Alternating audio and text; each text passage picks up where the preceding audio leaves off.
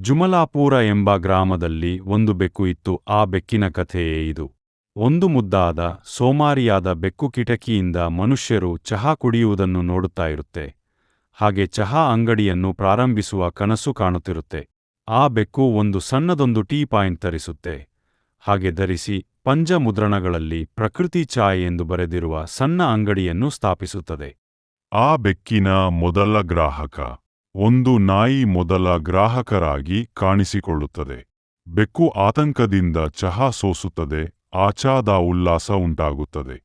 ಒಂದು ಮಗು ಬೆಕ್ಕು ಚಹಾ ಮಾಡುವುದನ್ನು ರೆಕಾರ್ಡ್ ಮಾಡುತ್ತದೆ. ವಿಡಿಯೋ ವೈರಲ್ ಆಗುತ್ತದೆ. ಪ್ರಾಣಿಗಳು ಮತ್ತು ಮನುಷ್ಯರುಗಳಲ್ಲಿ ಜಾಸ್ತಿ ಟ್ರೆಂಡ್. ಈ ಟೀ ಸ್ಟಾಲ್ ಆಗುತ್ತದೆ. ಎಲ್ಲಿ ನೋಡಿದರೂ ಬೆಕ್ಕಿನ ಟೀ ಪಾಯಿಂಟ್ ದೇ ಆಗಿರುತ್ತದೆ. ಹಾಗೆ ನಡೆಯುತ್ತಿರುವಾಗ ಒಂದು ದಿನ ದಿಢೀರ್ ಅಂತ ಚಂಡಮಾರುತವು ಅಂಗಡಿಯನ್ನು ಧ್ವಂಸಗೊಳಿಸುತ್ತದೆ. ಬೆಕ್ಕು ತನ್ನ ಒದ್ದೆಯಾದ ಚಿಹ್ನೆಯೊಂದಿಗೆ ಮಳೆಯಲ್ಲಿ ದುಗಕದಿಂದ ಅಳುತ್ತಾ ಕುಳಿತಿರುತ್ತೆ. ಹಾಳಾಗಿರುವ ಆ ಬೆಕ್ಕಿನ ಟೀ ಪಾಯಿಂಟ್ ಅನ್ನು ಪ್ರಾಣಿಗಳು ಮತ್ತು ಮಾನವರು ಒಟ್ಟಾಗಿ ಅಂಗಡಿಯನ್ನು ಉತ್ತಮವಾಗಿ ಮತ್ತು ದೊಡ್ಡದಾಗಿ ಪುನರ್ನಿರ್ಮಿಸುತ್ತಾರೆ.